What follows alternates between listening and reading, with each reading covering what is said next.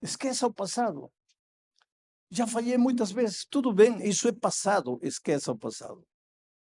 Um dia farei. Isso é futuro, não te pertence. Hoje, toma a decisão que você tiver que tomar. E aconteceu depois destas coisas. Graças a Deus que essa frase se repete muitas vezes na Bíblia. Depois disto, depois destas coisas, depois de ter acontecido isto, que seria de nossa vida se não houvesse um depois? O passado pode te ensinar lições valiosas para teu presente. Mas acontece que neste mundo, às vezes, nós estamos paralisados olhando para o passado. Nossos erros, nossas tragédias, nossas decisões, mas... Ou então olhando para o futuro. Um dia farei, um dia tomarei a decisão, um dia... Tudo que temos para viver é o presente. Mas neste presente que é nosso, que podemos fazer algo, não fazemos nada. Vivemos lamentando-nos pelo passado, olhando para o futuro, sem acontecer e sem realizar no presente. Toma a tua decisão esta noite. Se você tem que pedir perdão a alguém, peça perdão hoje. Se você tiver que dizer a alguém que ama, diga-o hoje. Eu vi um sepultamento onde o marido se abraçava do caixão da esposa e chorando dizia: filha, tantos anos que eu não disse para você que eu te amo. Por que não falou isso quando ela estava viva? Por que esperou para morrer para dizer te amo? Tem que tomar uma decisão, tome-a hoje. Tem que fazer alguma coisa que você não fez, faça hoje. Tem que aplicar alguma coisa, aplique hoje. Tem que fazer uma prova, faça. Esqueça o passado. Já falhei muitas vezes, tudo bem, isso é passado, esqueça o passado. Um dia farei, isso é futuro, não te pertence. Hoje, toma a decisão que você tiver que tomar. Bom, o texto diz: aconteceu depois destas coisas que Deus tentou Abraão e disse-lhe. Outras versões dizem: Deus provou a Abraão. No original hebraico diz: Deus misá Abraão. Estou ensinando uma palavra em hebraico para vocês: misá, que é provar, é testar, mas também pode ser traduzida como ensinar. Aconteceu que depois destas coisas Deus decidiu ensinar a Abraão. Ensinar. Este capítulo, mais do que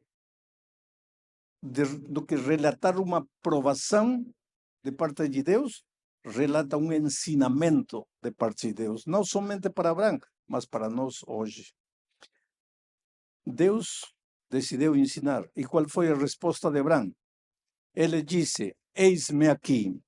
Abraão foi um filho de Deus disposto a aprender. Estou aqui pronto para aprender. Querido, sabe você que viver é aprender? Os mortos não aprendem. Os vivos aprendemos. Mas aprender, sabe o que significa? Sair do terreno que você conhece e avançar em direção do terreno que você não conhece. Acontece que nós, por natureza, temos medo de deixar nosso território e de avançar. Por isso temos medo de aprender. Aprender. Tem pouca gente como Abraão que diz: Senhor, eis-me aqui, me ensina, estou disposto a aprender. A Bíblia é um manual de felicidade onde Deus ensina aos seus filhos a serem felizes. Querido, quero que você compreenda uma coisa: você é a coisa mais linda que Deus tem nesta vida. Ou se você pudesse entender como Deus ama você. Não estou dizendo como Deus ama vocês. Esta noite, para Deus, é como se você sozinho fosse a única pessoa que estivesse sentada aqui. Se você está me ouvindo pela rádio, na cela de uma prisão, Deus ama você. Se você estivesse nesse momento me ouvindo através da rádio, no leito de um hospital, Deus ama você. Não pelo que você faz ou deixa de fazer. Deus ama porque você é um ser vivo, porque você tem sentimentos, porque você tem emoções. Deus te ama. Muitas vezes Deus não aprova o jeito como você está vivendo, mas Ele te ama, te continua amando e está disposto a te ensinar a viver. Você não precisa se machucar na vida, você não precisa andar quebrando a cara, você não precisa andar chorando, sangrando. Deus quer para você o melhor do melhor, mas você precisa aprender. E às vezes a gente não lê o manual da felicidade, que é a palavra de Deus, e aprende a golpes, aprende com lágrimas, aprende destruindo a família, destruindo os filhos, mas aprende, porque a vida ensina. Às vezes a vida te dá um golpe no fígado que você começa a balançar. E Deus permite tudo isso para você aprender, que a própria vida te ensine. Mas tenho esta noite nas minhas mãos a palavra de Deus, que é o livro, é o manual da felicidade. Você quer viver muito tempo, leia a palavra de Deus. Você quer ter um lar feliz, leia a palavra de Deus. Você quer que o dinheiro, muito ou pouco, se multiplique nas tuas mãos, leia a palavra de Deus. Você quer que teus filhos cresçam como palmeiras eretas na beira do rio, leia a palavra de Deus. Você quer dormir em paz, leia a palavra de Deus. Você quer olhar para o futuro sem medo, leia a palavra de Deus. Você quer ter esperança no coração, leia a palavra de Deus. Este é o manual da felicidade. Mas muitos seres humanos tentam viver com a Bíblia fechada. Como você pode viver desse jeito? Deus esteve disposto a ensinar a Abraão. E desta história que vou contar agora para vocês, vamos obter 3 lições. Sabem o que Deus disse para Abraão? Abraão, toma teu filho, o teu único filho, e oferece-o em sacrifício para mim. Querido, Deus nunca pediu na Bíblia sacrifícios humanos, a não ser nesta ocasião. Quando você encontra os sacrifícios humanos na Bíblia, você os encontra como algo detestável aos olhos de Deus, como algo repugnante aos olhos de Deus. Então, por que Deus pediu a Abraão sacrificar seu único filho? Em realidade, Deus não estava testando a Abraão. Deus estava ensinando a Abraão. E a grande lição que Deus queria ensinar a Abraão nesta ocasião era o que significou para Deus, o Pai, sacrificar seu filho, seu único filho, o Senhor Jesus Cristo, na cruz do Calvário. O que aconteceu na cruz não foi teoria, não foi poesia, não foi música. O que aconteceu na cruz foi uma dura e cruel realidade. Era a única maneira de salvar o homem. E Deus queria que Abraão e que nós aprendêssemos algumas coisas com relação à salvação. Abraão foi, levou seu filho, 3 dias caminhando, subindo o Monte Moriá. Em certa ocasião, o filho Isaac perguntou: pai, estou vendo a lenha, estou vendo tudo pronto, mas não estou vendo o sacrifício. Até esse momento, Abraão não tinha dito para seu filho que o sacrifício era ele. Imaginem 3 dias de sofrimento, caminhando em direção do Monte Moriá, até que finalmente chegaram aí. E quando o pai, com lágrimas, disse para o filho: filho, você é o sacrifício. Ele era um jovem, podia ter corrido, tinha mais forças que o velho Abrão. Lembrem-se que Abrão teve esse filho já na velhice. E, no entanto, Isaac aceitou ser o sacrifício e se colocou em cima do altar. E Abrão levantou a faca. E quando estava para sacrificar o menino, ouviu a voz que disse: Abrão, para. Eu só queria ver até que ponto você ia aprender a lição da salvação. E naquele momento Deus abriu os olhos de Abrão e viu um cordeiro debaixo de uma árvore para substituir a Isaac. E o cordeiro foi sacrificado.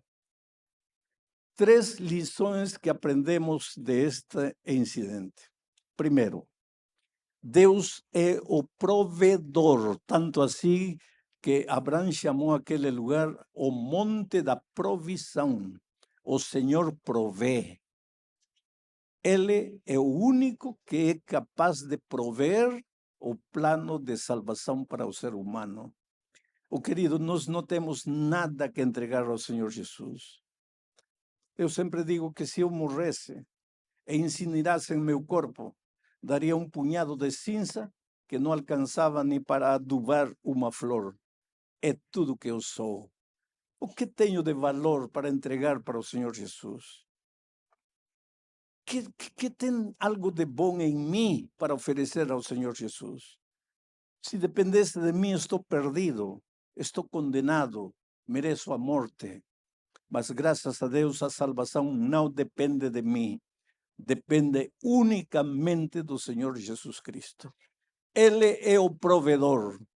Primeira lição que temos que aprender esta noite é que se você se sente perdido, você se sente prisioneiro de sentimentos proibidos, de pensamentos imundos que estão destruindo sua vida, se você se sente encadeado pelos hábitos nocivos, perniciosos, viciado, não pode sair, não pode limpar sua vida, não pode sair da situação que se encontre, não tente lutar sozinho. Há solução para você. Deus é o provedor. A salvação não depende dos seus esforços humanos, depende unicamente do que Jesus fez por você na cruz do Calvário. Segunda lição. A salvação é substitutória. A palavra de Deus diz que o salário do pecado é a morte, o resultado do pecado é a morte. Aqui está o território da vida. Deus é a vida. Jesus disse: eu sou o caminho, a verdade e a vida. Você quer desfrutar de vida plena? Você quer acordar de manhã com vontade de viver, de ir para o trabalho com um cântico no seu coração, de louvar o nome de Deus? Podem haver dificuldades, podem haver provações, podem haver problemas de diferentes tipos, porque enquanto caminharmos pelo deserto desta vida, as dificuldades estarão aí, mas você quer desfrutar de vida em meio de toda a tempestade? Permaneça no território da vida, permaneça em Cristo, faça dele o centro da sua experiência. Mas quando você, por algum motivo, se afasta do Senhor Jesus Cristo, está se afastando do território da vida e está ingressando no território da morte. O salário de afastar-se de Jesus, o salário do pecado é a morte, é a consequência, é o resultado. Em realidade, não é que você vai morrer porque Deus te castiga, não é assim.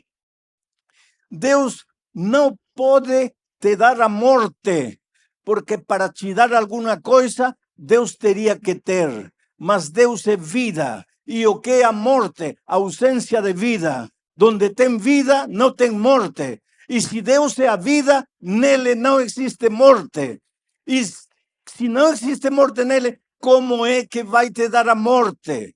Então, quando você morre espiritualmente, não é porque Deus te está castigando, é porque você voluntariamente abandona o Deus da vida e entra no território da morte.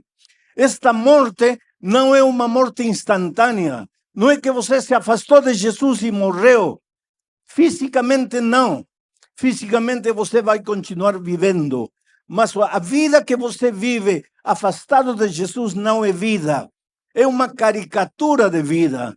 É um remédio grotesco da vida. É um terreno de condenação. Você vai morrendo em gerúndio, lentamente, pouco a pouco.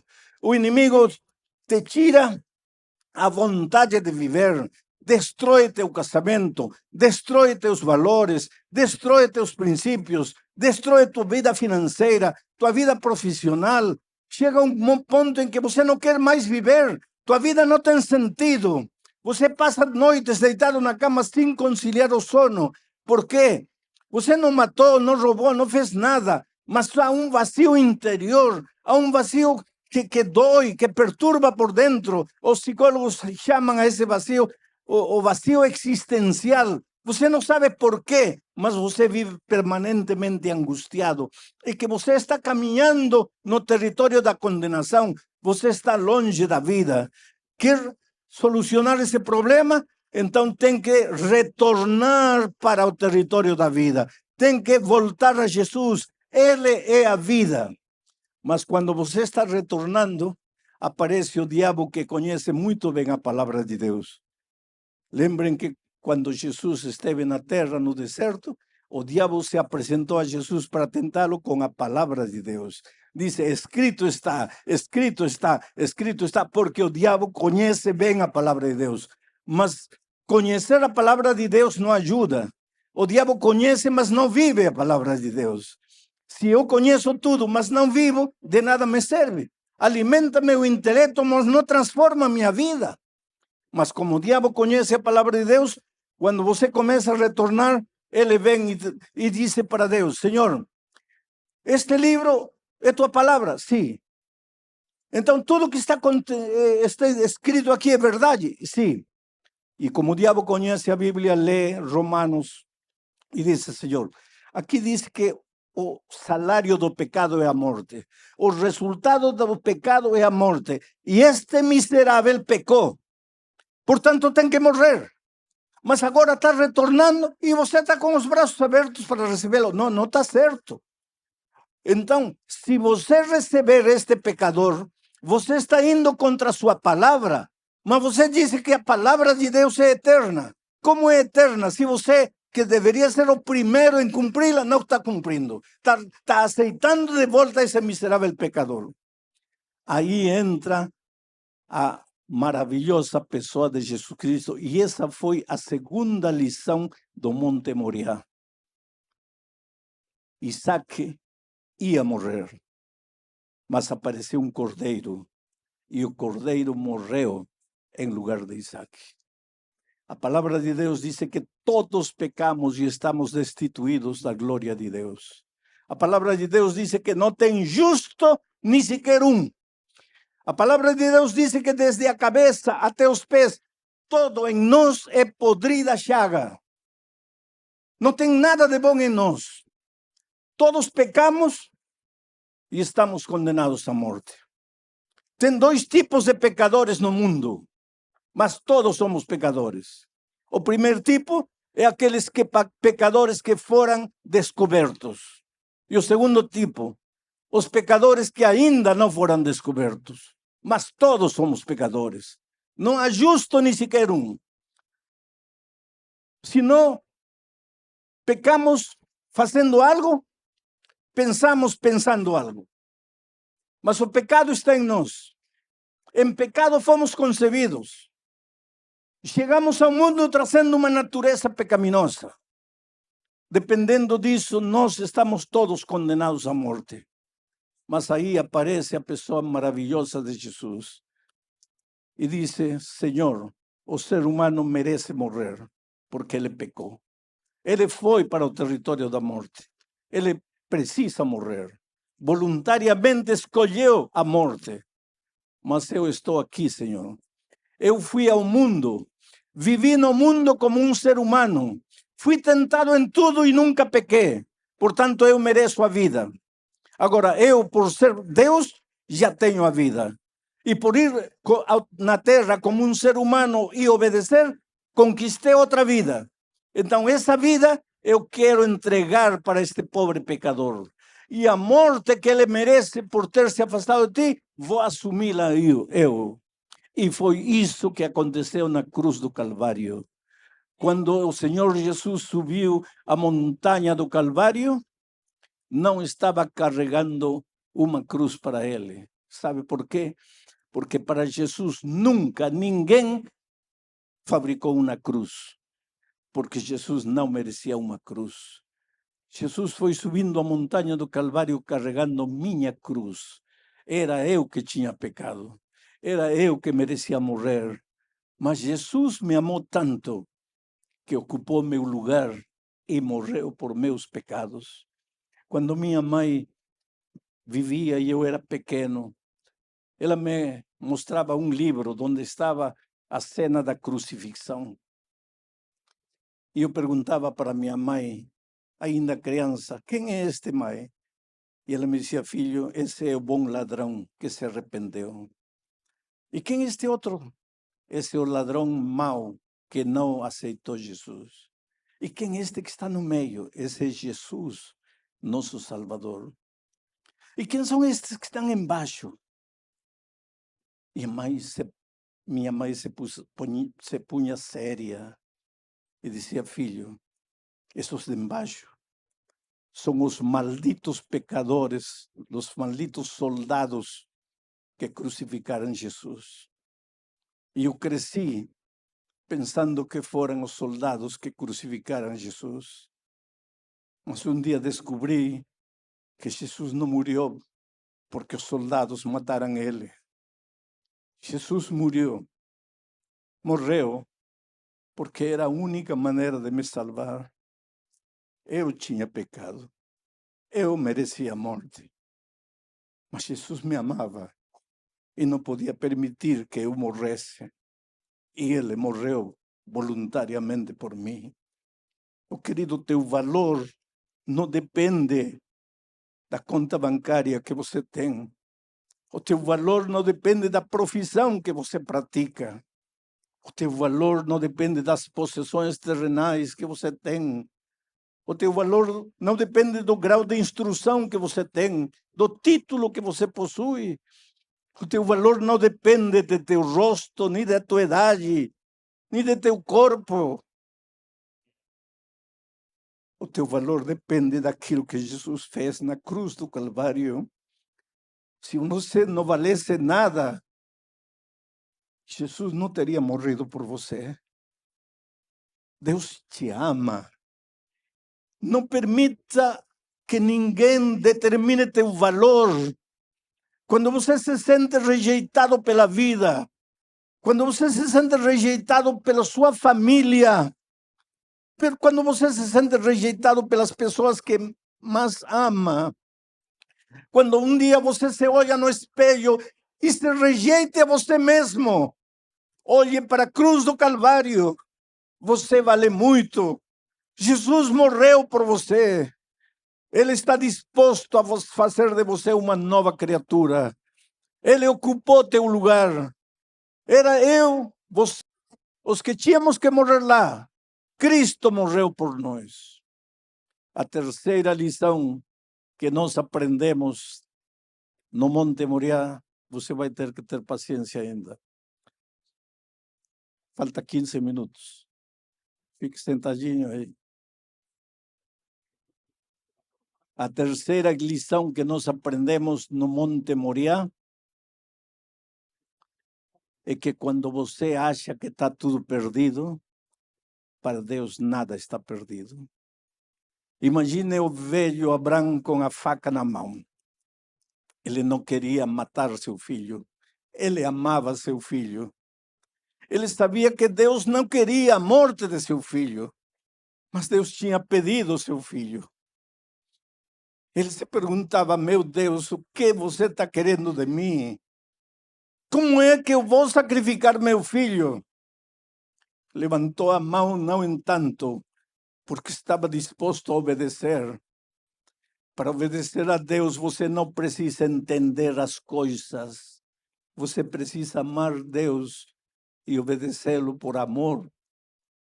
E Abraão levantou a faca, fechou os olhos, e quando sentiu que estava tudo perdido, ouviu a voz de Deus que lhe disse: Abraão, para. E naquele momento viu o cordeiro debaixo da árvore. Eu não sei se neste momento eu estou pregando para alguém que está vivendo uma situação parecida com a de Abraão, no sentido de que você não sabe mais o que fazer humanamente. Teu casamento está literalmente destruído. Você acha que já não tem solução. Você já acha que está tudo perdido.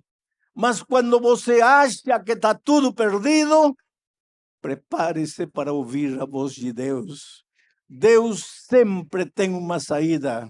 Deus tem uma solução para teu problema. Nada está perdido para aqueles que creem em Deus. Nada está perdido para aqueles que depositam sua vida nas mãos de Deus. Oh, queridos, desde o ponto de vista humano, você pode pensar que já não tem saída para você, mas Deus é Deus. Deus é o Deus dos impossíveis. Nada há impossível para Deus. Eu vou contar para vocês uma experiência da vida real. Um homem estava casado com uma senhora cristã, membro da igreja. Essa menina tinha nascido e crescido na igreja. Casou com um incrédulo que não cria em Deus, não cria em nada. Você vai perguntar como uma menina que nasceu e cresceu na igreja amando Jesus pode casar com um homem que não crê em Deus, não crê em nada. Mas ela dizia: meu amor vai conquistá-lo. Meu amor vai transformá-lo. Oh, querido, teu amor não transforma ninguém. Só o amor de Cristo pode transformar alguém. Mas o amor de Cristo não vale se a pessoa não abre o coração e aceita o amor de Jesus. Naturalmente, no princípio, todo foi maravilhoso. A lua de mel. Aí tudo é lindo e maravilhoso. 5 anos depois, esse casamento estava quase destruído. Mas veio o primeiro filho. Veio o segundo filho. E agora o lar se tornou um inferno. Ele nunca quis ir para a igreja, nunca quis apoiar a esposa na educação dos filhos. Ensinava para os filhos que Deus não existe. A mãe ensinava para os filhos que Deus existe. Um conflito na cabecinha das crianças. Quando eles alcançaram 12, 13 anos de idade, decidiram batizar-se. E a mãe disse para os filhos: falem para seu pai que vocês vão ser batizados. E talvez ele, como ama vocês, aceite ir para a igreja. E sabe o que este homem falou para os filhos? Filhos, vocês sabem que tudo isso é besteira. Eu não acredito em nada disso. A louca da sua mãe é que bota essas ideias na cabeça de vocês. Vocês podem fazer o que quiserem, vocês são livres. Mas não esperem que eu os apoie nessa loucura. Eu não vou. As crianças foram e se batizaram. Um ano depois, organizaram um passeio com o coral da igreja. Ela e as crianças foram de carro para uma atividade no campo. E quando estavam retornando uma noite chuvosa, ela saiu da estrada, perdeu o equilíbrio do carro. O carro caiu num abismo, pegou fogo. Ela e os 2 filhos morreram calcinados em meio do fogo. Este homem, quando ficou sabendo do que tinha acontecido com a esposa e os filhos, quase enlouqueceu. Agrediu ao pastor. Foi na porta da igreja, insultou a igreja, aos irmãos. Falou coisas incoerentes, impropérios, palavrões. Entrou em uma profunda depressão. Foi se apagando, apagando, apagando. Amaldiçoava a Deus. Amaldiçoava a igreja. Sentiu-se tão mal que foi ao médico. Fez um exame do médico e recebeu o diagnóstico. Você está com um câncer quase terminal. Você está condenado à morte.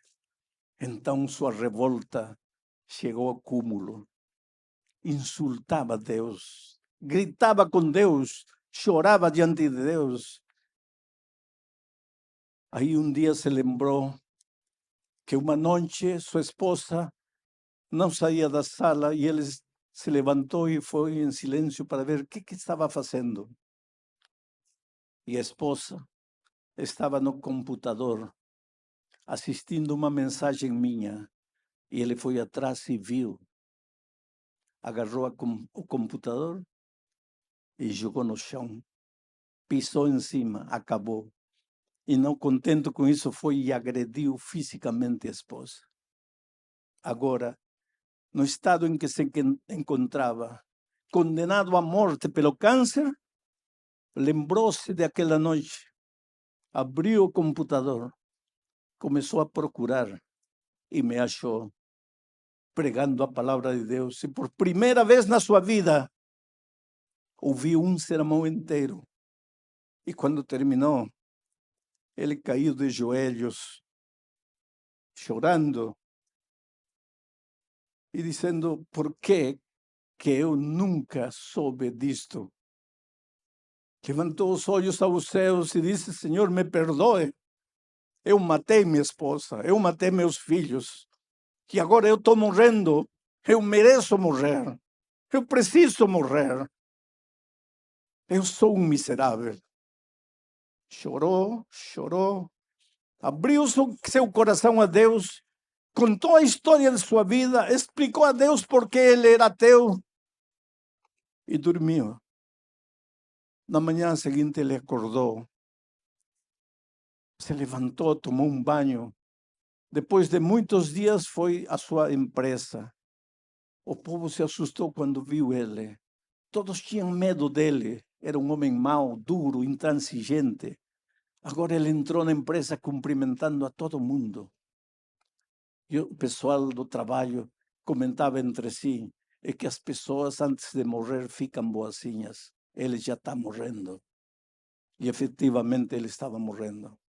Mas aquele dia ele se sentiu exuberante. No dia seguinte ele amanheceu assim. Antes de dormir conversou com Deus. Começou a sentir paz no coração. Prendia a computadora. Continuava ouvindo mensagens. Chegou o dia em que tinha que fazer um novo exame médico. Foi lá. O médico viu os resultados e lhe perguntou: você está tomando alguma coisa, algum remédio que eu não estou dando para você? Ele disse: não, doutor. Para ser sincero, eu não estou tomando nem os remédios que o senhor me dá. Eu vou morrer. Eu estou condenado à morte. Olha, já não tenho cabelo, com a quimioterapia e tudo. Eu não tenho mais vontade de viver. Eu quero morrer. Eu quero acelerar. Eu não estou tomando nada. O médico disse: olha, fala em sério para mim. Se você não for honesto comigo, eu não posso fazer nada por você. Você está tomando algo. Doutor, eu não estou tomando nada. Então vou pedir para você ir a outro médico, amigo meu, para fazer outro exame com ele. E ele foi. E fez outra bateria de exames. E o médico disse: olha, você chegou aqui e o doutor teu anterior me disse que você estava com câncer. Sim. Você não tem nada. E ele disse: mas tem que haver um erro. Olhe bem para os meus exames. Está tudo claro aqui. Você não tem nada. Mas para tirar qualquer dúvida, vou fazer outra bateria de exames. 15 dias depois, com os novos resultados, o médico disse: olha, literalmente, você não tem nada. Você nunca teve câncer. Agora, se você é religioso, agradeça a Deus, porque Deus fez um milagre com você. No sábado seguinte, ele foi para a igreja. Quando apareceu lá atrás, todo o povo ficou assustado, porque sabiam quem era ele. A última vez que ele veio foi para agredir fisicamente o pastor. O pastor estava pregando e quando viu ele lá também ficou assustado. Mas ele sentou-se e ouviu toda a pregação. No final, ele foi falar com o pastor e disse: pastor, eu vim me entregar ao Senhor Jesus Cristo. E contou a história. Quando ele achava que desde o ponto de vista humano estava todo perdido, aí estava a oportunidade de Deus. Eu não sei o drama que você está vivendo. Uma coisa sei, mesmo que você, desde o ponto de vista humano, pareça que não tem saída, por favor, confie em Deus, dê a oportunidade para Deus. O cordeiro está pronto, a saída está pronto, a janela se abriu, a luz de um novo dia nasce para você. Mas para isso, você precisa abrir o coração a Jesus. Você precisa render-se ao Senhor Jesus Cristo. E esta noite eu quero fazer um convite para você. Se você já foi membro de igreja e por essas coisas da vida hoje está longe de Deus e longe da igreja, este é o momento de se devolver a Deus. Você não está aqui por coincidência. Você está aqui porque o Espírito de Deus trouxe você. Segundo, se você está ouvindo a palavra de Deus por primeira vez, entregue seu coração a Jesus. Deixe que Jesus faça por você o que você não pode fazer sozinho. Deixe-se ensinar pelo Senhor Jesus Cristo. E terceiro convite, se você já está estudando a Bíblia, já conhece a palavra de Deus e precisa tomar a decisão de ser batizado, tome essa decisão hoje. Não deixe isso para o futuro. Hoje é o dia de boa nova. Hoje é o dia de decisão.